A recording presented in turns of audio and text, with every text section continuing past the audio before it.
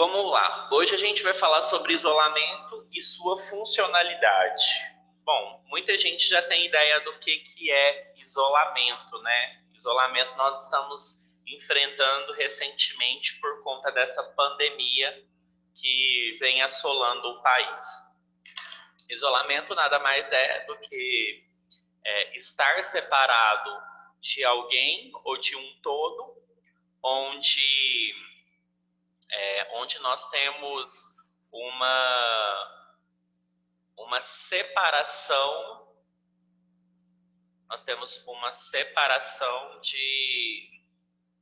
de pessoas ao nosso redor. E quando se trata de isolamento em saúde, nós definimos isso como um afastamento da sociedade, ou seja, do meio externo, para o meio interno dentro do meio hospitalar, e o isolamento propriamente dito, ele determina que você não pode receber ou visita, ou você não pode ter contato com outros pacientes. Para vocês terem uma ideia,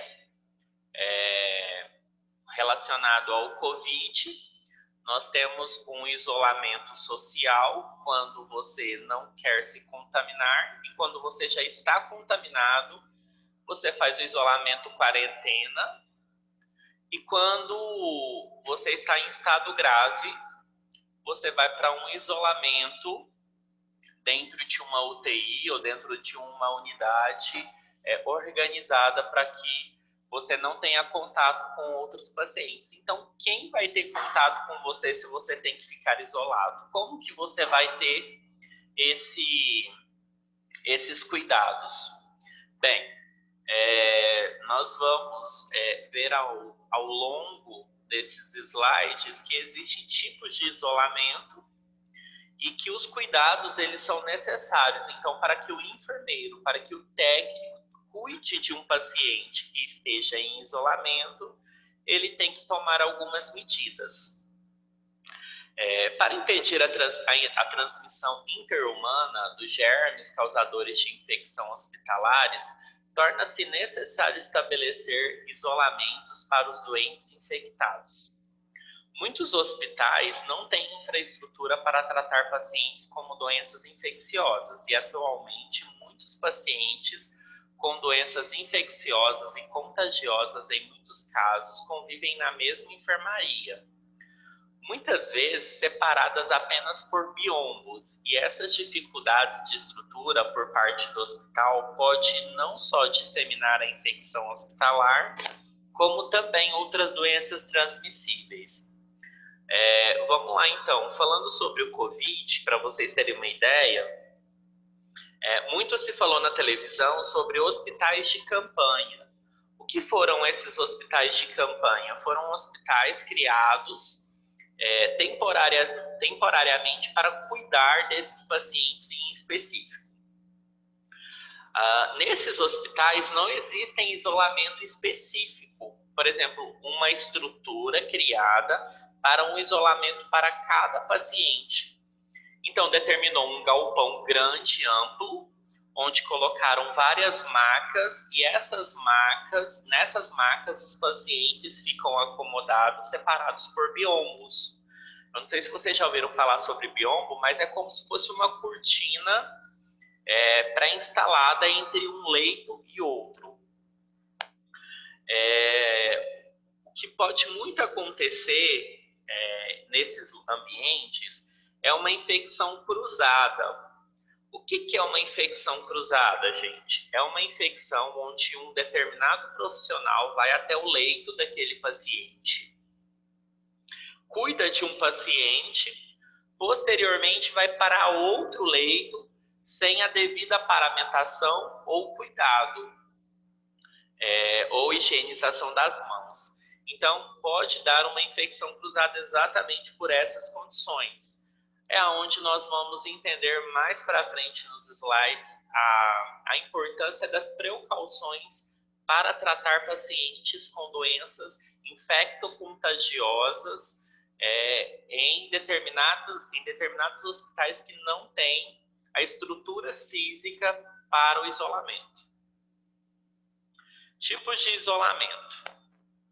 Os hospitais que tratavam apenas de uma determinada patologia, por exemplo, a tuberculose, foram substituídos por hospital geral, que trata de várias patologias e várias doenças infecto-contagiosas, na mesma estrutura.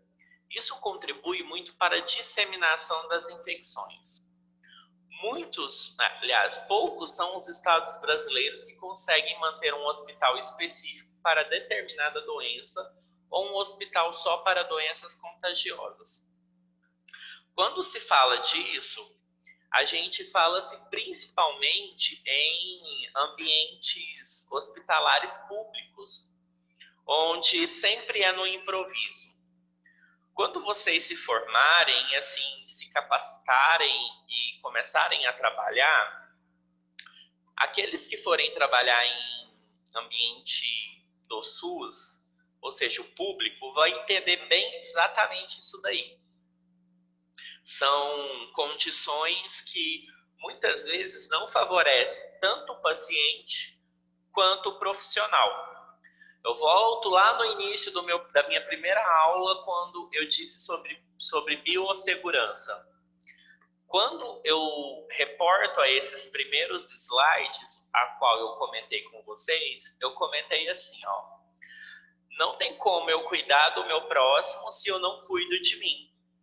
Não tem como eu zelar pela vida do próximo se eu não zelo pela minha vida. Então, vocês vão perceber muito isso em rede pública.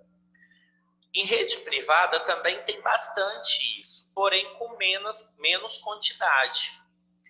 É importante vocês entenderem, como futuros profissionais em enfermagem, do cuidado que vocês têm que ter relacionado a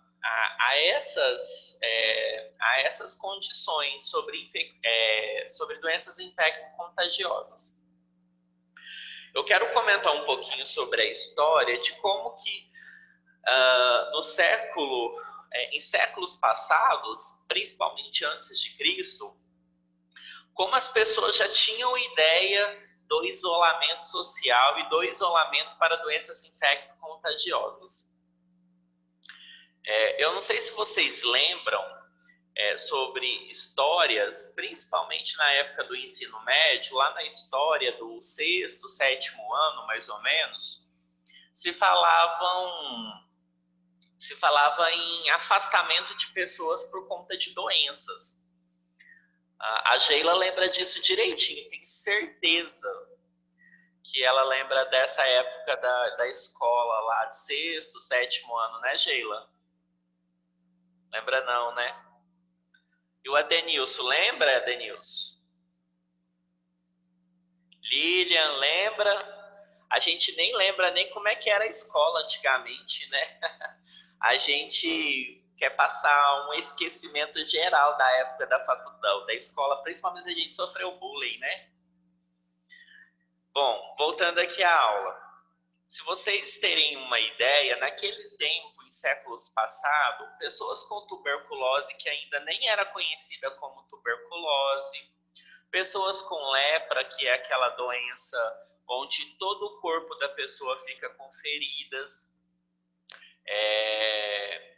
doenças que naquele tempo ainda não eram conhecidas, as pessoas afastavam, isolavam aquelas pessoas para que outras pessoas sadias não tivessem contaminação.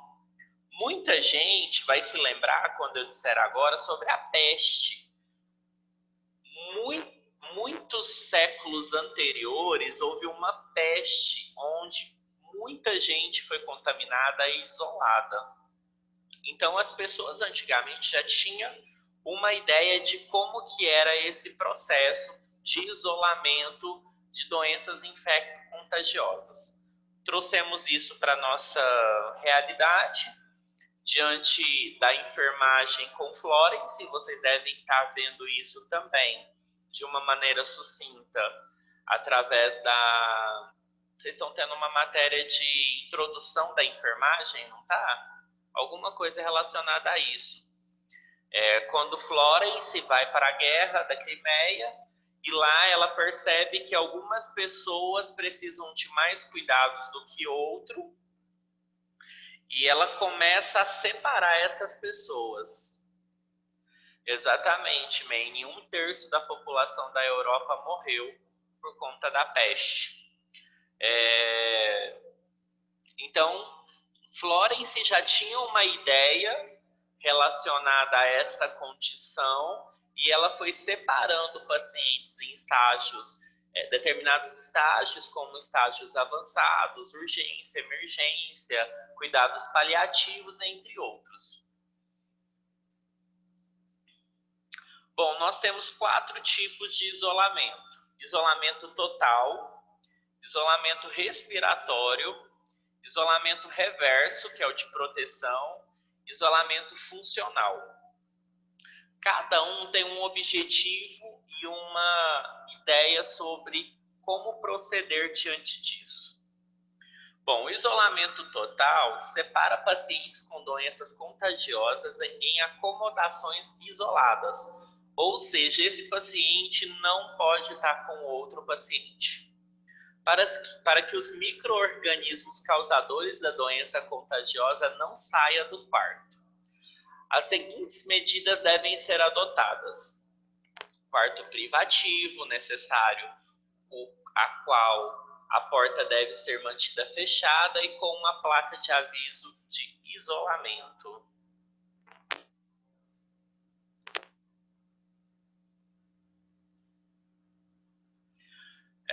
Capas. Só um minuto. Capas, que hoje é conhecido como capote, luva e máscara. Gente, essa máscara é uma máscara específica, geralmente a com filtro, que é considerada essa que a gente usa para Covid, a N95. Então vamos lá, capote, luvas e máscara devem ser usados por todas as pessoas que entram no quarto. Então, entram no quarto, coloca capote, máscara e luva. Sai do quarto, tira o capote, máscara e luva. Tá? Para entrar, lavagem das mãos, e para sair, lavagem das mãos. E o material utilizado no paciente deve ser adequadamente embalados, com duplo empacotamento e devidamente identificado antes de serem enviados para o CME, que é o controle de materiais esterilizados.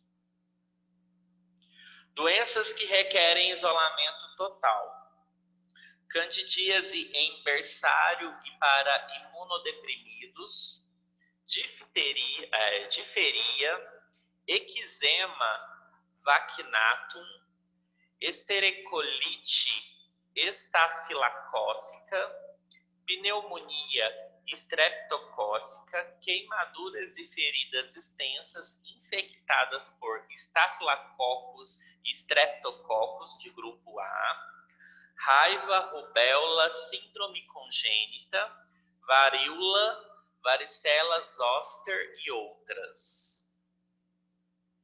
Vamos lá, isolamento respiratório.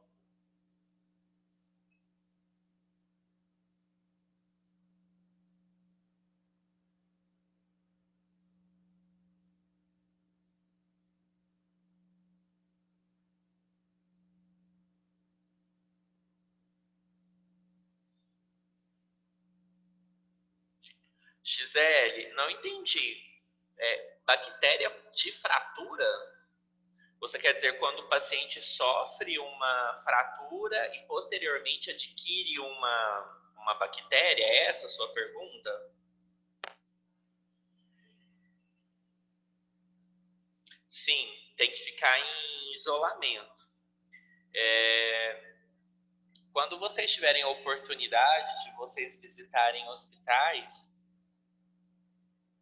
sim, mas as fraturas expostas, geralmente, ou Gisele, elas são ou tratadas cirurgicamente, né? ou vem a óbito o paciente. Então, o paciente, geralmente, ele só adquire a infecção não pela fratura em si explícita, mas por conta de outros agentes, entendeu? Por exemplo, você está andando de moto, sofre uma fratura externa e quebra a perna. Você vai fraturar a tíbia e a fíbula ali de uma maneira que elas se cruzam assim, ó.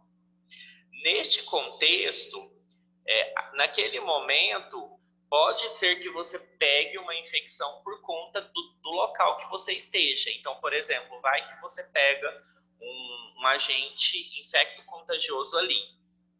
Aí sim você vai para o hospital de urgência e emergência e ali vai ser tratado. O médico vai avaliar a condição, fazer exames rapidamente pré-operatórios e já encaminhar para a sala de cirurgia, entendeu?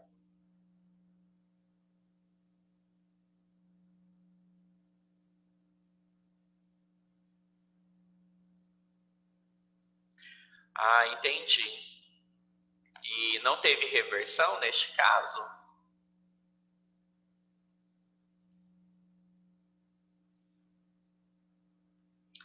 Bem, vamos lá enquanto eu espero a resposta aqui.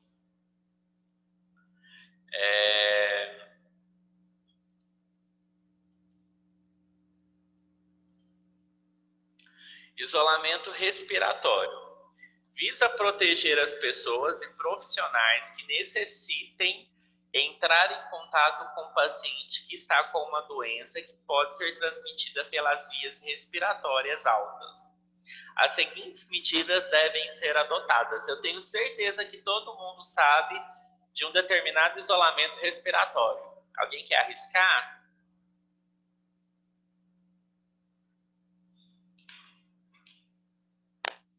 Ninguém?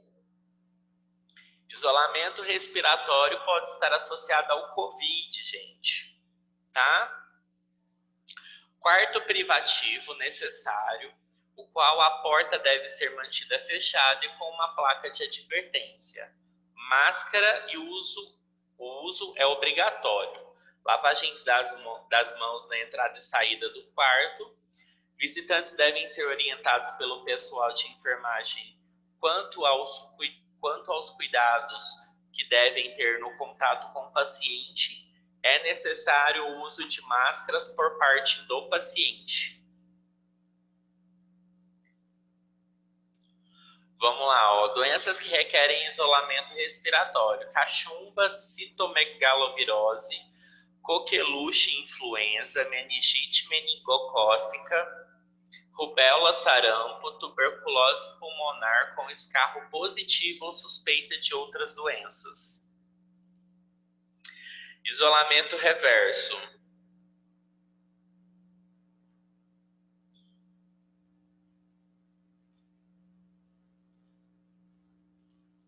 O isolamento reverso é para proteger o paciente de agentes infectantes, daqueles que potencialmente podem transmitir-lhes doenças infecciosas.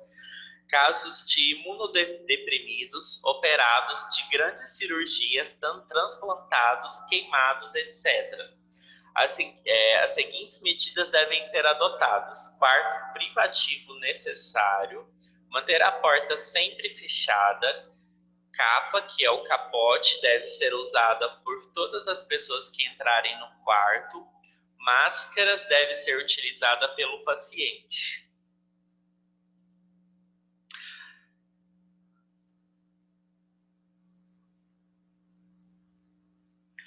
Doenças que requerem isolamento reverso. Ixi, gente, tá lá na frente, peraí. Perdi aqui no slide.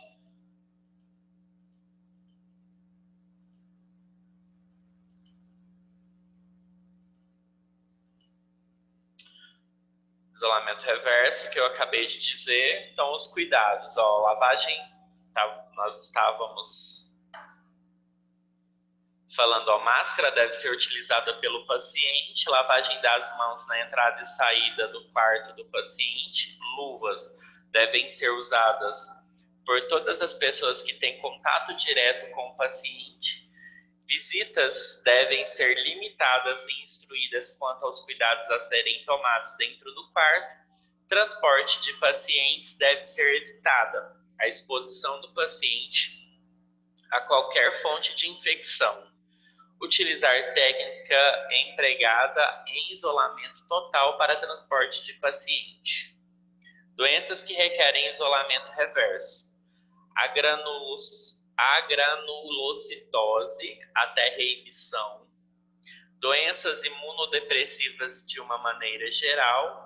Certos pacientes recebendo terapia imunodepressiva até o término da terapia.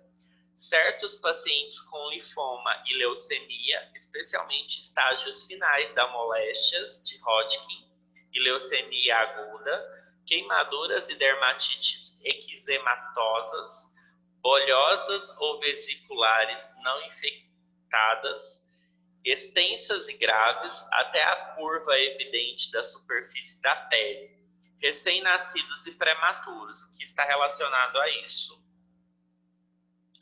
Isolamento funcional é um tipo de isolamento que visa impedir a passagem de micro-organismos das pessoas contaminadas para as que ainda estão livres da presença de germes em seus organismos mediante a fixação de horário para o atendimento a esses pacientes infectados.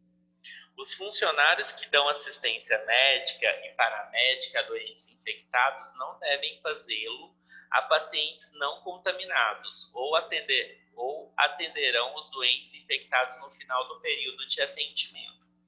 Ou seja, quando você está cuidando de um paciente em isolamento funcional, você não pode atender outro paciente, você tem que ficar específico para aquele paciente ou atender todos os pacientes primeiros não infectados e posteriormente atender o paciente em isolamento funcional, porque o risco de contaminação é muito maior.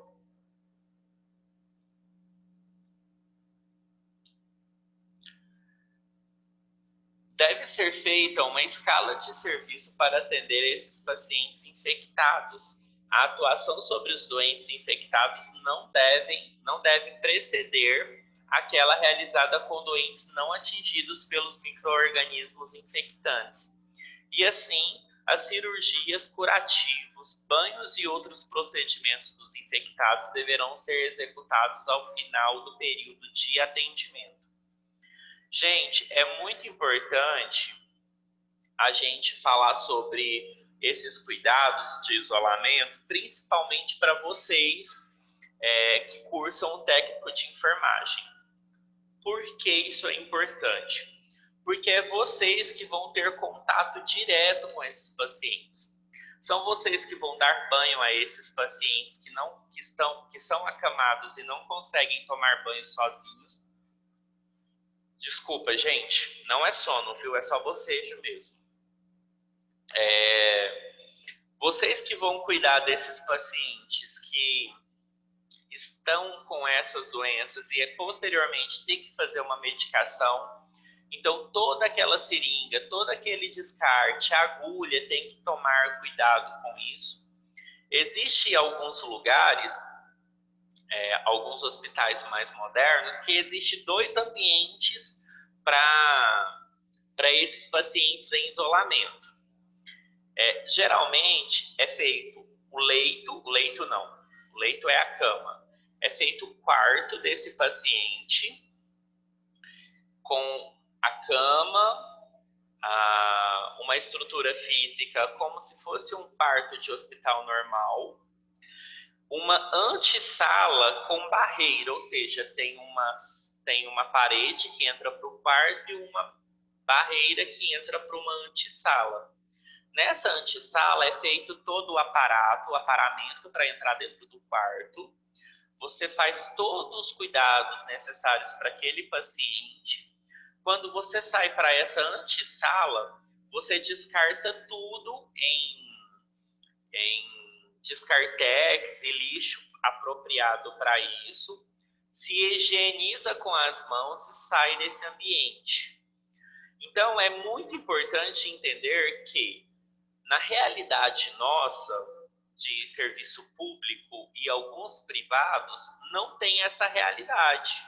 Não tem esse tipo de tratamento para pacientes que estão em isolamento.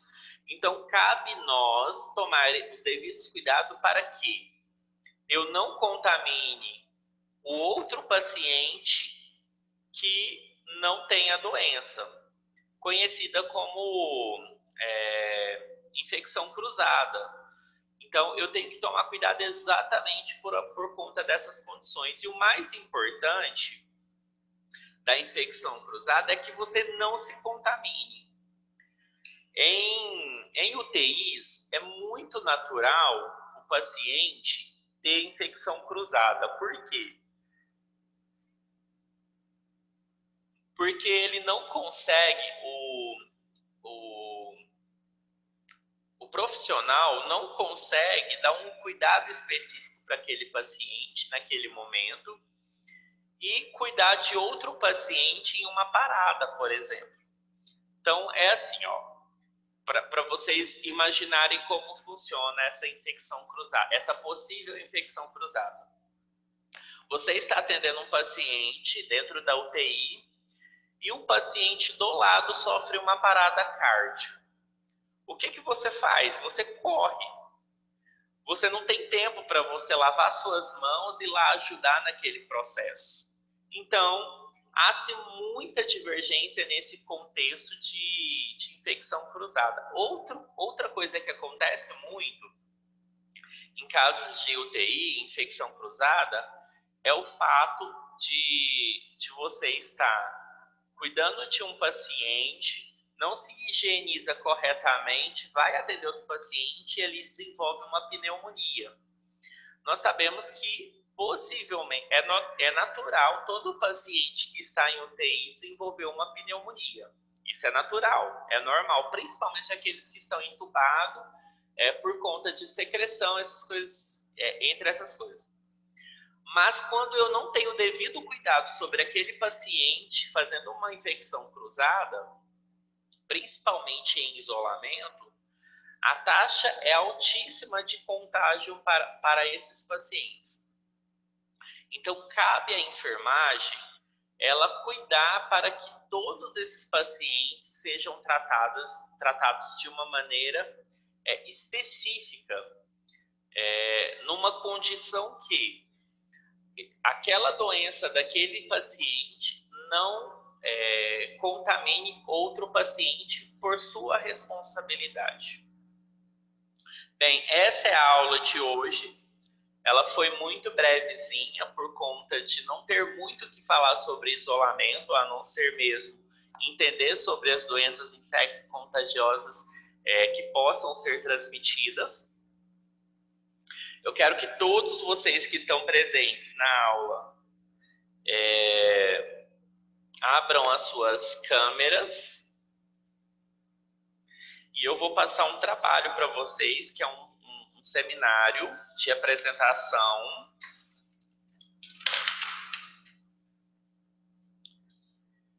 E aí nós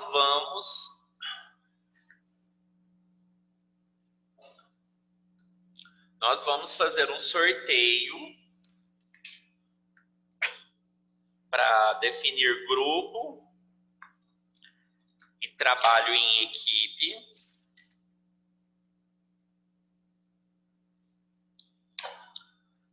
E a apresentação em específico, certo? Alguém tem alguma dúvida sobre a aula de hoje?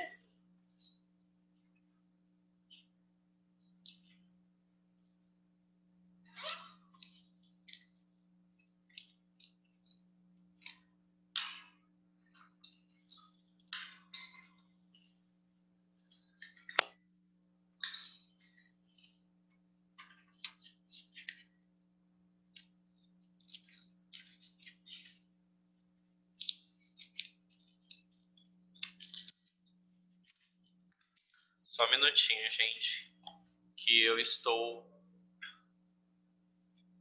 preparando aqui, só um minuto.